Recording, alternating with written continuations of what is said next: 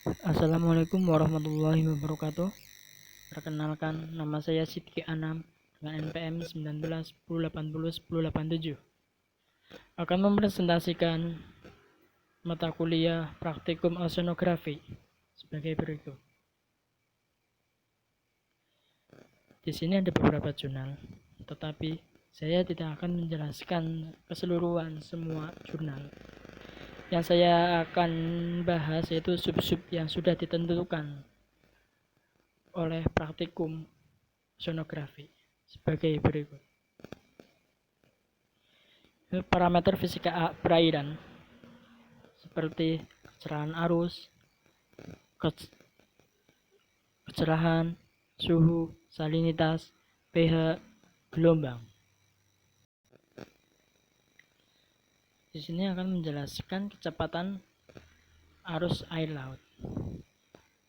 Kecepatan ini menggunakan metode SMS dengan nama latin Surface Modeling System, atau alat ini menggunakan persamaan kontinuitas dan persamaan momentum dengan rata-rata kedalaman dalam memodelkan pola dan kecepatan arus pasang surut. Di sini yang di bawahnya ada peta. Bila arus angin dari utara ke selatan dan dari timur ke pantai barat, itu menunjukkan kecepatan arus tinggi, sedangkan sebaliknya yaitu dari arus selatan menuju utara dan arus barat menuju meninggalkan pantai timur, itu menunjukkan kecepatan arus rendah. Di sini ada beberapa contoh kecepatan arus laut seperti yang ada di gambar. Selanjutnya membahas kecerahan. Kecerahan merupakan tingkat intensitas cahaya matahari yang menembus suatu perairan, sehingga hal ini sangat dipengaruhi oleh kekeruhan. Kecerahan bisa diukur menggunakan alat yang disebut Sasidis. Untuk menunjukkan kecerahan perairan air laut dengan nominal atau berkisar 0,5 meter sampai dengan 2 meter atau 25% sampai 100%.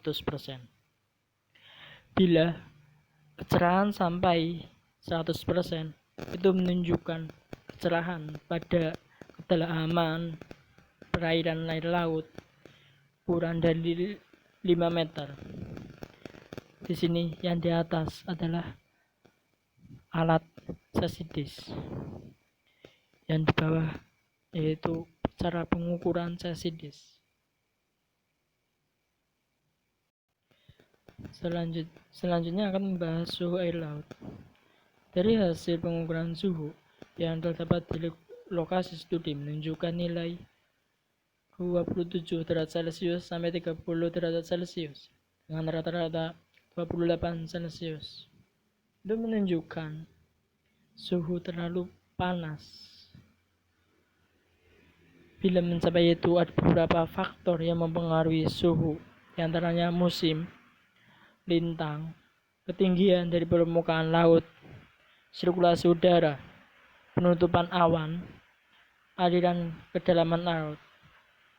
Yang di sebelahnya itu adalah gambar suhu, pengukuran suhu air laut.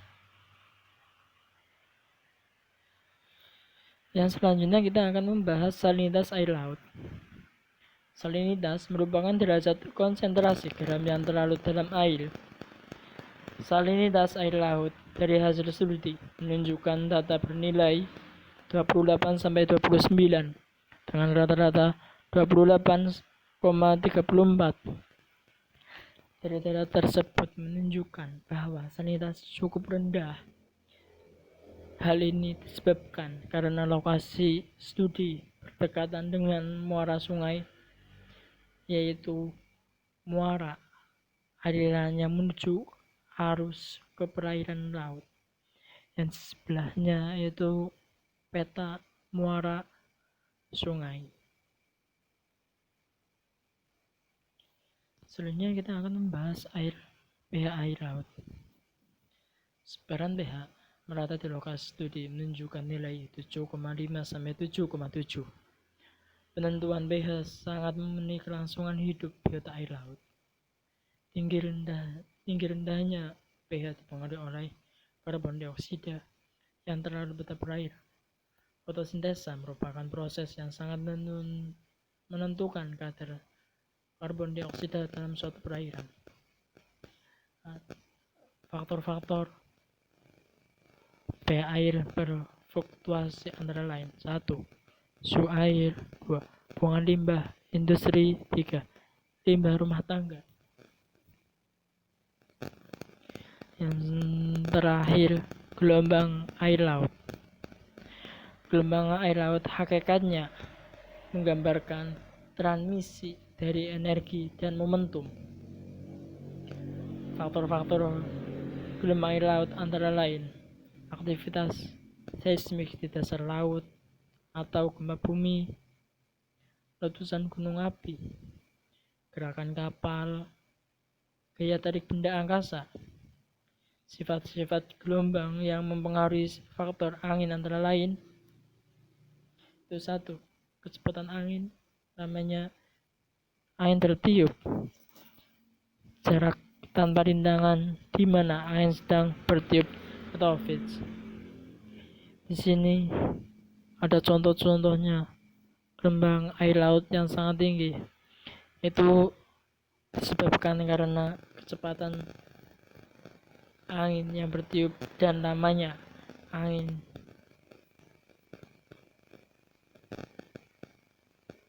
Selanjutnya, terima kasih. Sekian dari saya. Bila banyak penyampaian yang kurang jelas atau banyak tutur kata yang kurang tepat dalam penyampaiannya, saya mohon maaf yang sebesar-besarnya. Wassalamualaikum warahmatullahi wabarakatuh.